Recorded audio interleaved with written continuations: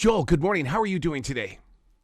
I'm doing okay. Thank you for having me on. Absolutely. I'm gonna get it off my chest right away. If you want to hang up afterwards, you're Please. more than welcome to. I'm gonna. I think that you have taken Paul Harvey's The Rest of the Story to the next level. Well, I don't know how I hang up on that. I'd be pretty pleased if I took Paul Harvey's show to the level below. I mean, I'm just starting out at this. Yeah. Unbelievable. The connection that, I mean, it's like an instant connection because I'm drawn into your stories because you have this amazing ability of knowing where my next thought is going to be. And it's like you're a visionary. Well, sort of, but also I like talk to someone for 2 hours and we cut it down to a half hour, which is how one appears to be a visionary. Well, how do you handle those situations? Because I've done that where I've invited people into the studio and they go, "There's only like 30 minutes here of me. What we talk that I'm not getting that time back. Sorry, man. It's the producer in me that took over." Yeah, well, there's a producer who actually takes over. So there are producers on this podcast who yell at me, and I'm doing these interviews with these journalists who write these really long, complicated stories. They took 6 months to report. So they've got I asked them to tell me their stories, and they have so much to tell me because they've written these like 15-page stories, and then some of what they wrote got cut. So they have these really complicated, interesting stories, and I do it like many podcasters in my closet over Zoom, and so which my wife makes fun of me for in I think homophobic ways. But yeah, so I'm here, and the producer is in the chat part of Zoom telling me to move on and stop asking all these questions. So Oh my yeah, God. we try and keep it moving. Oh my God, that reminds me so much of when I did television. That IFB man, my producer back in the studio would say, "You're not listening to the conversation. Get it off you and get it on them." Well, I was worried I was going to be Albert Brooks in broadcast news and not be able to do that because I'm a print journalist. Like what I do is sit for hours with people with a physical notebook and just like wait for interesting things to be said that I can write down. So yeah, I thought I'd just be a sweaty mess as someone tried to talk to me as I talked to someone else. Did you get used to that? I did. It was only because then all of a sudden I started trusting their direction, and so in the early days of television and stuff like that, I was everybody carries their little notebooks around to look official and all that kind of stuff, and so that's when I started listening, and the thing is that's when you start questioning their answers When you're listening, but when you're listening. It's the trick, of course, that Albert Brooks couldn't hack and William Hurt could, was to be listening to someone and really listening while someone talks in your ear. Right. That's challenging. Yeah, that's very difficult to do. It really is. Yeah. And the thing about your show, for instance, let's put some focus on the billionaires that are preparing for the final days, building bunkers. That's our first episode. Yeah. Oh my God, I was like it was one of those I knew it moments because you can't help but look at the world today and go, where's everybody going to go? Well, the question is, where are the billionaires going to go? And you provide that for us. Yeah, we have this guy I've known for a long time. And that's a fun thing. I've been a magazine writer for 20-something years. So I know a bunch of these people who write these much better stories than I do. And one of them is Douglas Rushkoff. And he had written a story and originally for Medium. But it was such a great story because he had been paid a ton of money, more than he'd ever been paid, $40,000 to give a speech. So he flies out to some hotel. And Douglas writes about the internet, and he calls himself a futurist, and he's been doing this for a long time. And he's prepared a speech, and he goes to the green room to get mic'd. And instead, 5 guys walk in, some of whom are billionaires, all of whom are very rich. And they just want to talk to him for an hour. So there's no speech. And the thing they want to talk to him about is where to build their bunker. And they've all like hired Navy SEALs to protect them for something they call the event. And the event for each of them is something different, but it's it could be nuclear war, could be massive climate change, could be the robots taking over, but they're all waiting for some end of the world event. And they've built these very beautiful, luxury bunkers, which is so crazy. Wow. You're so perfect for podcasting in the way that when you do the research on the creation of podcasts, it was because of writers that brought it forward. They just wanted to get their voices and their stories heard. And so when you say that you came from print, I'm going, of course you're in a podcast. Of course you are. This you are the true roots of what we're doing. It is. I still love writing so much, but I will say it's a lot easier to get people to listen to a podcast. I was at the Hollywood Bowl last night, and someone I knew saw me and yelled, "I love your new podcast." Uh, at which point I said, "You could be talking to anyone at the Hollywood Bowl right now. I don't know if you mean me." At which point he yelled to the whole bowl, "Hey everybody, I love your new podcast." But yeah, I don't think anyone's yelled to me in public that they loved my article in quite a while. Yeah. So the lift is a lot lower to get someone to listen to a podcast. I love the jingle. Who does that? Is that you? No, I have no musical talent, but I know this guy Jonathan Colton, who writes really funny, smart songs, like Code Monkey that you may have heard. And I told him to write. It's a really simple idea for a show, which is we find a story in a magazine that's really long and complicated, and we get the person to come on the show and tell us their story. That's a somewhat difficult thing to explain. So I asked Jonathan, can you do what Sherwood Schwartz did, for the guy who created and wrote the theme songs for Gilligan's Island and the Brady Bunch? He did such a great job of explaining the premise and the song that by the time you got to the show, you didn't have to figure anything out. So I asked him to do that with a theme song, and he just nailed it. What are you going to do when people say that they get their news from you? And I mean that as a compliment, because, I mean, like the Daily Show and stuff like that. People tune into the Daily Show to get their news. And with the way that you deliver this news, dude, this is very, very addictive to listen to it. Well, I want to tell them it's not news. Like, we're purposely not picking anything that has to do with the doom scrolling you do on your phone. Right. So there's nothing that these are stories you're not finding on CNN or, the New York Times, wherever you get your news. This is not a front page story. This is a weird story. Yep. This is a complicated story. This is a story with turns and twists you don't expect. It's like a story. It's not a piece of news that makes you angry. It's a piece of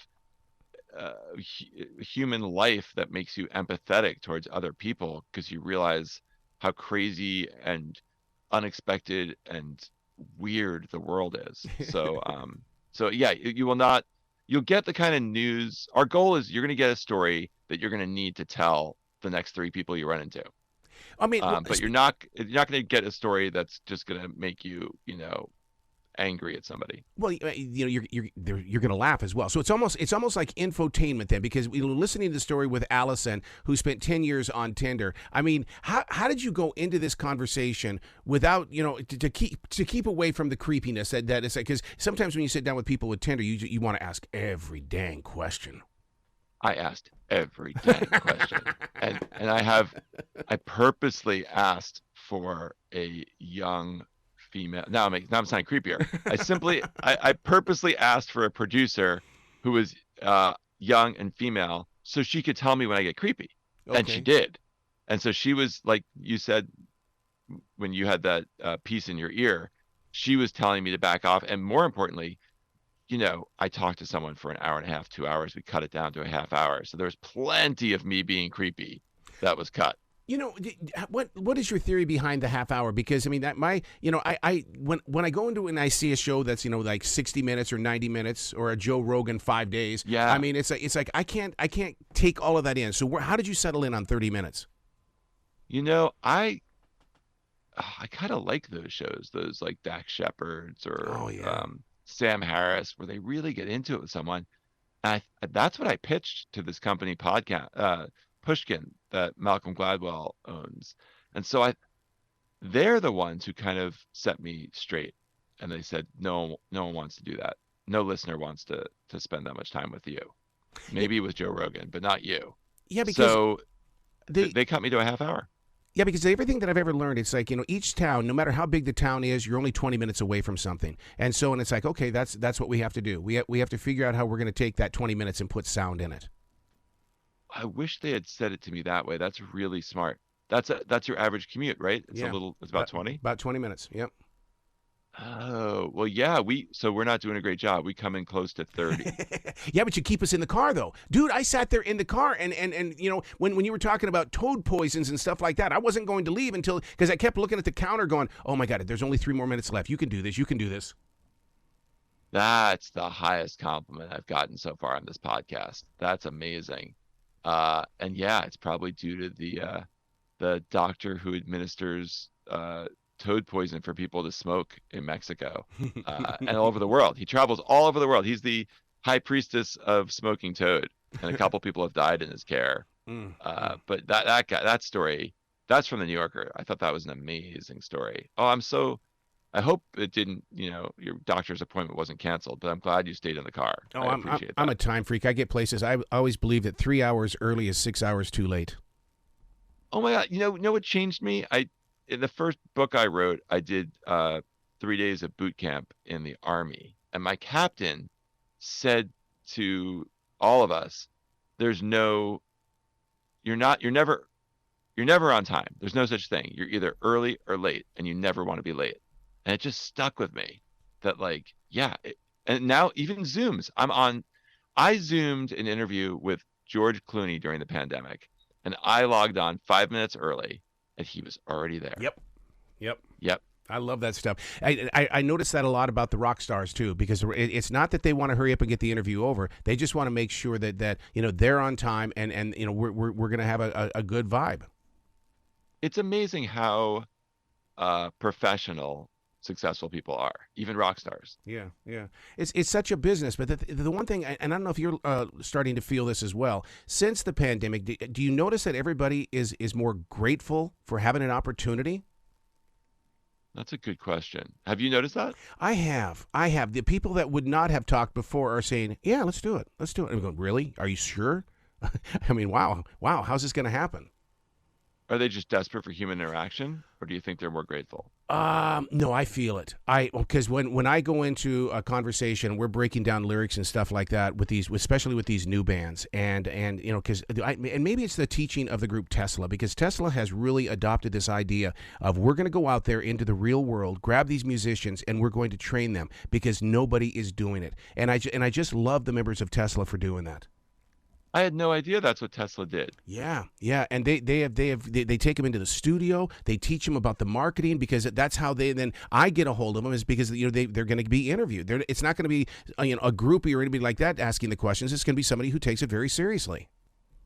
I love looking into lyrics. Yeah, Oh my God. Like Song Exploder. Hmm. I just can't, because I grew up at a time in which you had, if you were lucky, the album came with lyrics, but didn't always. And it was often, and I didn't, and you're a teenager, and so you don't even know much about the world in these references.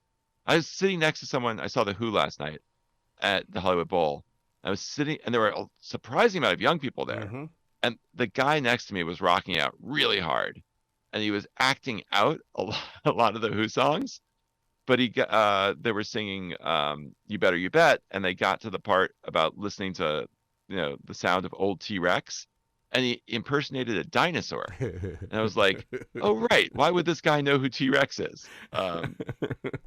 Yeah, but I love, ever since Rap Genius or Lyric Genius or whatever it's called now, it's so, which isn't as good as I want it to be, but it's still at least a peek into what these songs mean. It's so, I'm fascinated. You're right about the younger generation adopting the older music, because last night Fathom Events did a Grateful Dead concert, 90 minutes of the concert, and the majority of the people, two sold out theaters, two of them were young people. Wait, I don't understand. Who is playing? Fathom Events, it was the Grateful Dead. They played an old concert that went 90 minutes. Well, I don't know what Fathom Events is. What it is you go to AMC or you go to a Regal theater, and they all have all of these events. You can go and you can like see like they do with opera. Well, yeah, exactly. Like, and they're doing it with oh, concerts now, and it's such a moment to experience. what is I'm old enough where I used to see the Grateful Dead at the Shoreline Amphitheater. What is a Grateful Dead concert on a movie screen like? That sounds like the But opposite of what a Grateful Dead concert is like. but the thing is, though, I've even done it with Kanye West, and you're sitting there going, I have to watch Kanye West up on the IMAX screen. You get so involved and so into it that you're dancing, you're singing. People don't sit in their seats; they get up and dance. That's amazing. Yeah, I guess that works. Kanye makes more sense to me than the Dead, because the Dead concert was like only 10% about seeing the Dead. Like it Hmm. was all about the experience. But I kind of want to go do that now and check it out.